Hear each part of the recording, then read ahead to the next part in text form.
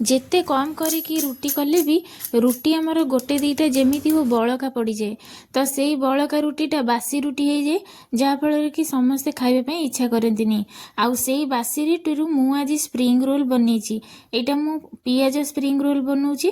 ତାହେଲେ ଚାଲନ୍ତୁ ଦେଖିନେବା ଆଜିକାର ଏଇ ଭିଡ଼ିଓଟି।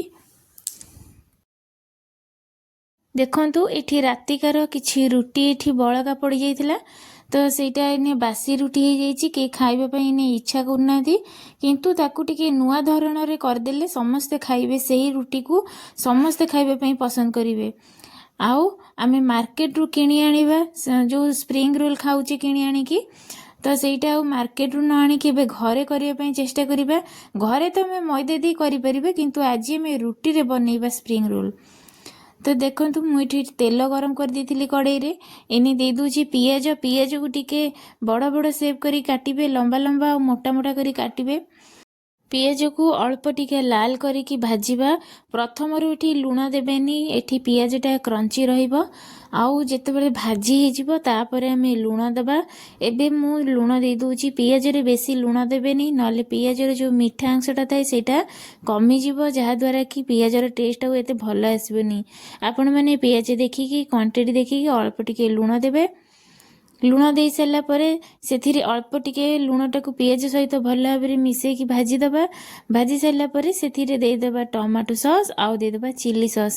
ମୁଁ ଆଉ ଏଥିରେ କିଛି ବି ଆଡ଼୍ କରୁନି। ଆପଣମାନେ ଚାହିଁଲେ ବି ଏଥିରେ ବନ୍ଧାକୋବି କିମ୍ବା ଆପଣ କ୍ୟାପ୍ସିକମ୍ ଯାହା ବି ଏଥିରେ ୟୁଜ୍ କରିପାରିବେ।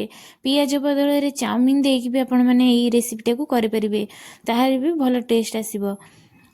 ଆଉ ଏଠି ଦେଇସାରିଲା ପରେ ଭଲ ଭାବରେ ମିଶାଇ ଦେବା। ଆଉ ସସ୍ ଦେଇସାରିଲା ପରେ ବେଶୀ ସମୟ ଆମେ ଗ୍ୟାସ୍କୁ ଅନ୍ କରିକି ରଖିବା ନାହିଁ। ସସ୍ ଦେଇସାରିଲା ପରେ ଅଳ୍ପ ଟିକେ ଭାଜିକି ଗ୍ୟାସ୍ଟାକୁ ଆମେ ବନ୍ଦ କରିଦେବା, ନହେଲେ ସସ୍ ଗୁଡ଼ା ପୋଡ଼ିଯିବ।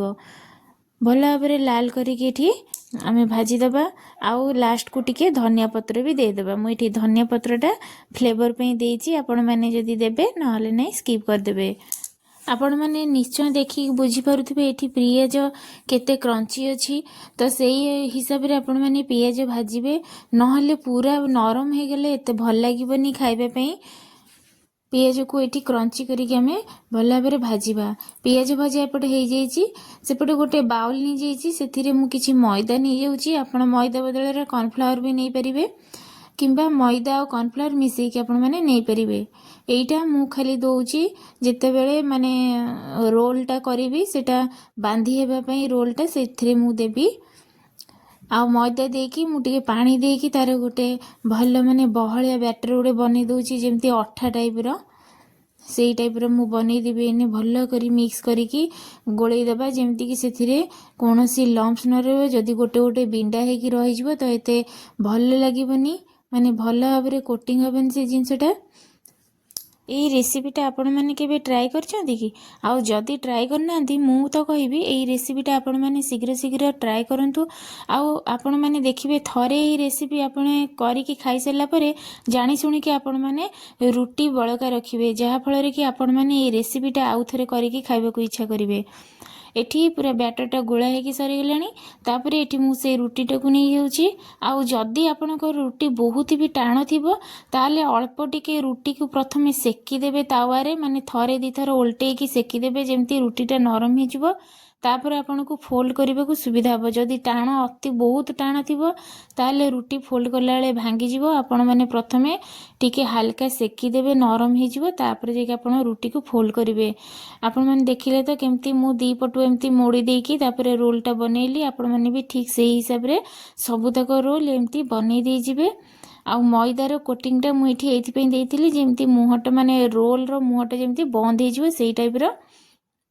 ଏଠି ମୁଁ ସବୁତକ ରୋଲ୍ ବନେଇ ସାରିଲିଣି।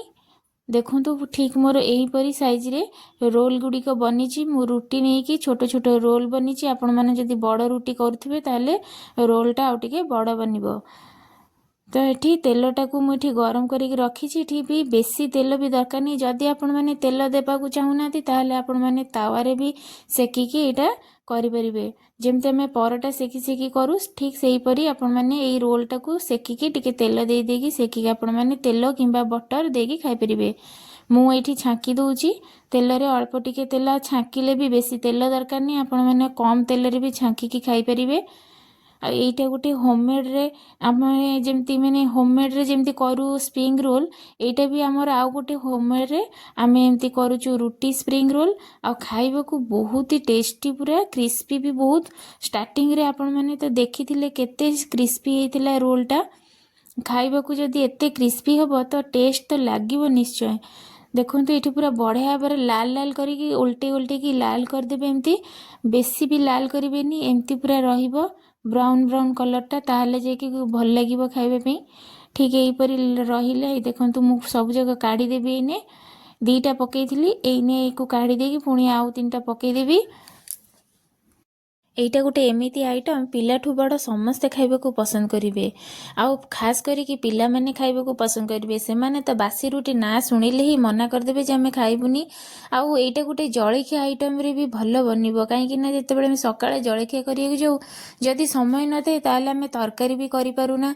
खाली रुटी कले तो चलिबोनी सेथिरे तरकारी पत्र भी दरकार हुए तो एमती जदि सकाळे गोटे एमती जलखिया हेइ जिवो ना सेथिरे कम खर्च रे आउ कम समय रे भी मते हेइ जाउथबो ताहले आउ तो कथा सरीला देखुचंती तो केते क्रिस्पी हेची आपण माने साउंड रो तो जानि परुथिबे ठीक एमती ही क्रिस्पी हेथी पूरा लाल लाल हेकी सेकी हेथिला बढ़िया क्रिस्पी हेथिला तो सांग माने आजिकार वीडियो आपण मानकु किपरि लागुची कमेंट मध्ये निश्चय जणेबे जदि मो रेसिपी गुडी को भल लागुची चैनल को सब्सक्राइब कर देबे मु जो नुवा नुवा वीडियो छाड़बी आपण माने सर्वप्रथमे देखि परिबे।